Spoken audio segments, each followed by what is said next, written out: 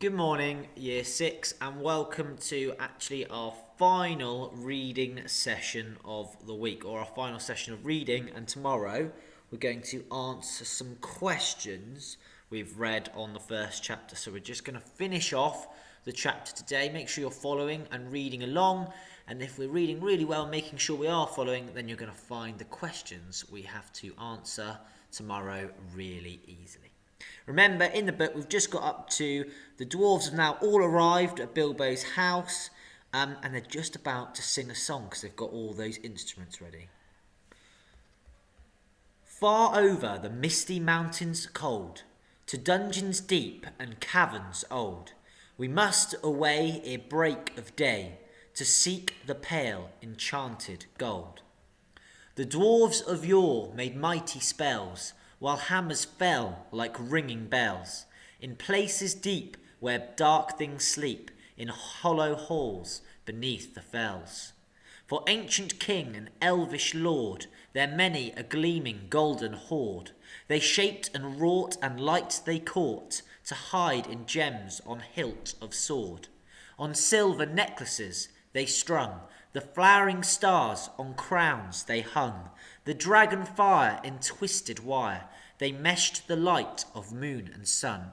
For far over the misty mountains cold, to dungeons deep and caverns old, we must away ere break of day, to claim our long forgotten gold.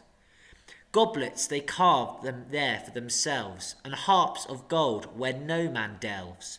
There lay they long, and many a song was sung unheard by men or elves. The pines were roaring on the height, the winds were moaning in the night. The fire was red, it flaming spread, the trees like torches blazed with light. The bells were ringing in the dale, and men looked up with faces pale. The dragon's ire, more fierce than fire, laid low their towers and houses frail. The mountains smoked beneath the moon, the dwarves they heard the tramp of doom. They fled their hall to dying fall, beneath his feet, beneath the moon. Far over the misty mountains grim, to dungeons deep and caverns dim, we must away ere break of day, to win our harps and gold from him.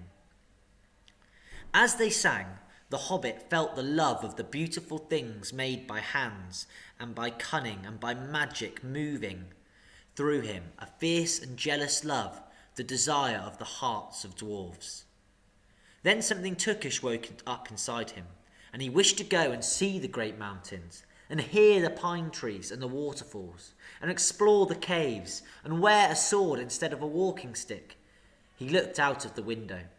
The stars were out in a dark sky above the trees. He thought of the jewels of the dwarves shining in dark caverns. Suddenly in the wood beyond the water a flame leapt up, probably somebody lighting a wood fire, and he thought of plundering dragons settling on his quiet hill and kindling it all to flames. He shuddered, and very quickly he was plain Mr. Baggins of Bag End, Underhill again. He got up, trembling. He had less than half a mind to fetch the lamp, and more than half a mind to pretend to, and go and hide behind the beer barrels in the cellar, and not come out again until all the dwarves had gone away. Suddenly he found the music and the singing had stopped, and they were all looking at him with eyes shining in the dark. "Where are you going?" said Thorin, in a tone that seemed to show that he guessed both halves of the hobbit's mind. "What about a little light?" said Bilbo apologetically. "We like the dark," said all the dwarves. "Dark for dark business. There are many hours before dawn." "Of course," said Bilbo, and sat down in a hurry.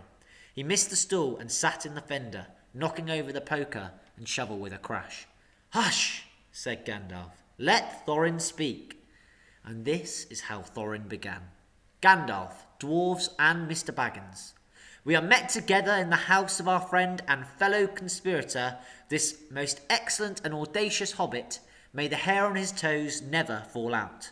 All praise to his wine and ale." He paused for breath and for a polite remark from the hobbit, but the compliments were quite lost on poor Bilbo Baggins, who was wagging his mouth in protest at being called audacious, and worst of all, fellow conspirator. Though no noise came out, He was so flummoxed. So Thorin went on. We are met to discuss our plans, our ways, means, policy and devices. We shall soon before the break of day start on a long journey. A journey from which some of us, or perhaps all of us, except our friend and counsellor, the ingenious wizard Gandalf, may never return. It is a solemn moment. Our object is, I take it, well known to us all. To the estimable Mr. Baggins, and perhaps to one or two of the younger dwarves, I think he should be naming Philly and Killy, for instance, the exact situation at the moment may require a little brief explanation. This was Thorin's style. He was an important dwarf. If he had been allowed, he would probably have gone on like this until he was out of breath, without telling anyone there anything that was not known already. But he was rudely interrupted. Poor Bilbo couldn't bear it any longer. At may never return, he began to feel a shriek coming up inside him. And very soon it burst out like the whistle of an engine coming out of a tunnel. All the dwarves sprang up, knocking over the table.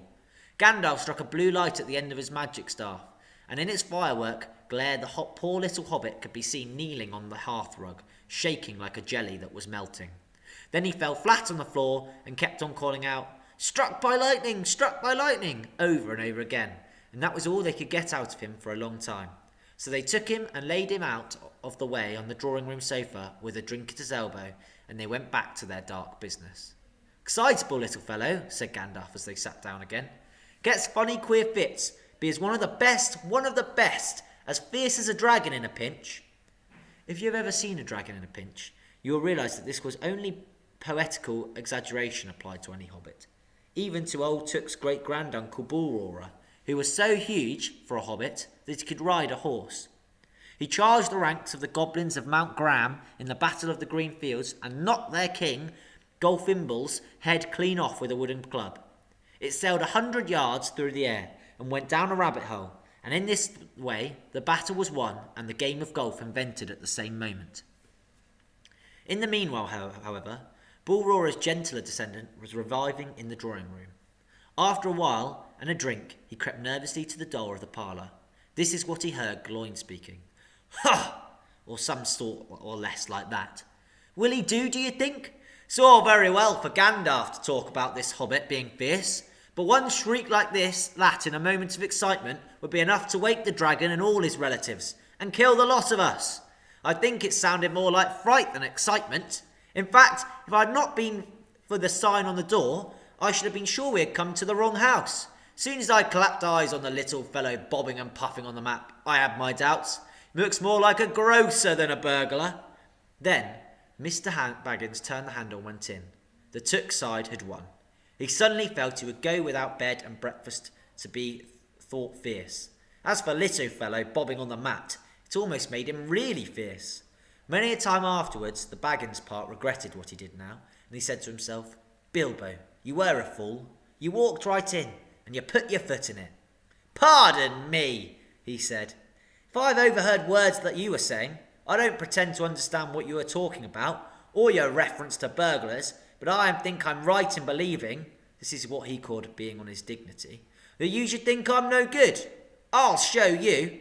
I have no signs on my door. It was painted a week ago, and I'm quite sure you have come to the wrong house. Soon as I saw your funny faces on the doorstep, I had my doubts, but treat it as the right one. Tell me what you want done, and I'll try it. If I have to walk down here to the east of the east and fight the weird wilderworms in the last desert.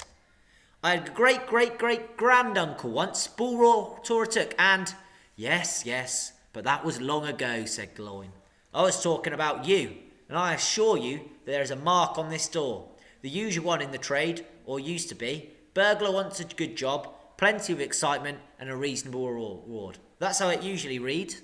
You can say expert treasure hunter instead of burglar if you like. Some of them do. It's all the same to us. Gandalf told us that there was a man of the sort in these parts looking for a job at once, and that we had arranged for a meeting here this Wednesday tea time. Of course there's a mark, said Gandalf.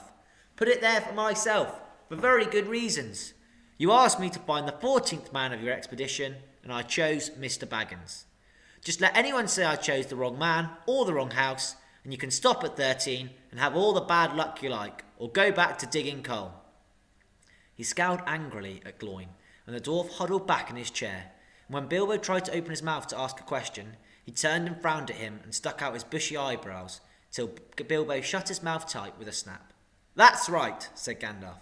"Let's have no more argument. I have chosen Mr. Baggins, and that ought to be enough for you all. If he says he's a burglar he is, or will be when the time comes.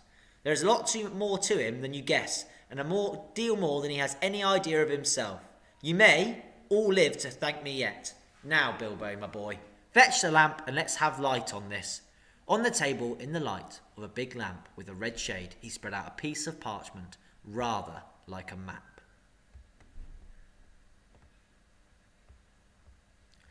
"This was made by Thror, your grandfather, Thorin," he said, in answer to the dwarves' excited questions. "It is a plan of the mountain." "I don't see that this will help us much," said Thorin disappointedly after a glance. "I remember the mountain well enough, and the lands about it, and I know where Mirkwood is, and the withered heath where the mountain dragons bred.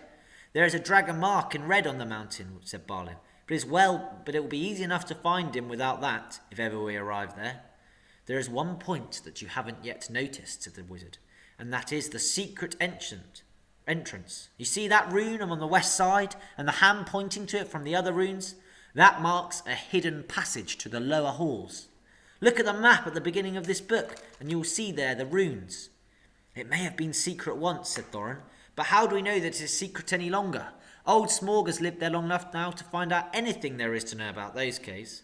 He may, but he can't have used it for years and years. Why? Because it's too small. 5 feet high the door, and 3 may walk abreast, say the runes.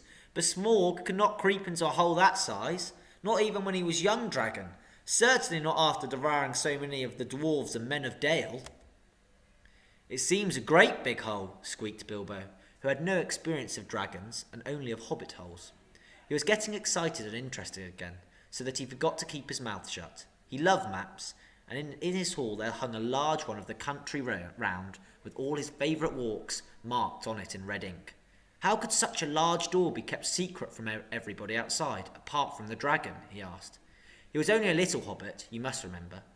"In lots of ways," said Gandalf. "But in what way this one has been hidden we don't know without going to see. From what it says on the map, I should guess there is a closed door which has been made to look exactly like the side of the mountain.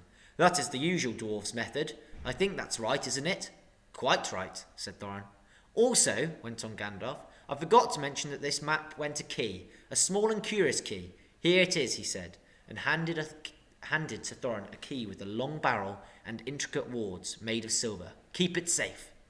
"Indeed I will," said Thorin, and he fastened it upon a fine chain that hung about his neck and under his jacket. Now things begin to look more hopeful. This news alters them much for the better. So far we have had no clear idea what to do. We thought of going east, as quiet and careful as we could, as far as the Long Lake after that trouble would begin. A long time before that, if I know anything about the roads east," interrupted Gandalf. "We might go from there along the running river," went on Thorin, taking no notice, "and so to the ruins of Dale, the old town in the valley there under the shadow of the mountain. But we none of us like the idea of the front gate. The river runs right out of it through the great cliff at the south of the mountain, and out of it comes the dragon too, far too often, unless he's changed his habits." "That would be no good," said the wizard. "Not without a mighty warrior, even a hero. I tried to find one, but warriors are busy fighting one another in distant lands, and in this neighbourhood heroes are scarce, or simply not to be found. Swords in these parts are mostly blunt, and axes are used for trees, and shields as cradles or dish cupboards, and dragons are comfortably far off, and therefore legendary. That is why I settled on burglary, especially when I remembered the existence of a side door, and here is our little Bilbo Baggins, the burglar, the chosen and selected burglar. So now let's get on and make some plans." "Very well then," said Thorin. "Supposing the burglar expert gives us some ideas or suggestions," he turned with a mock politeness to Bilbo. "First, I should like to know a bit more about things," said he, feeling all confused and a bit shaky inside, but so far still tookishly determined to go on with things. "I mean about the gold and the dragon and all that, and how it got there and who it belongs to, and so on and further." "Bless me," said Thorin, "haven't you got a map? And didn't you hear our song, and haven't we been talking about all this for hours?" All the same, I should like it all plain and clear, said he obstinately, putting on his business manner, usually reserved for people who tried to borrow money off him, and doing his best to appear wise and prudent and professional and live up to Gandalf's recommendation.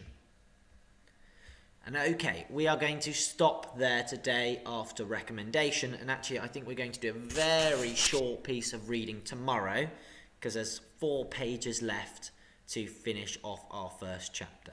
So we're going to finish off the first chapter tomorrow, and we then will answer some questions on the text. Well done for reading along with me today, and I'll see you for some more reading tomorrow.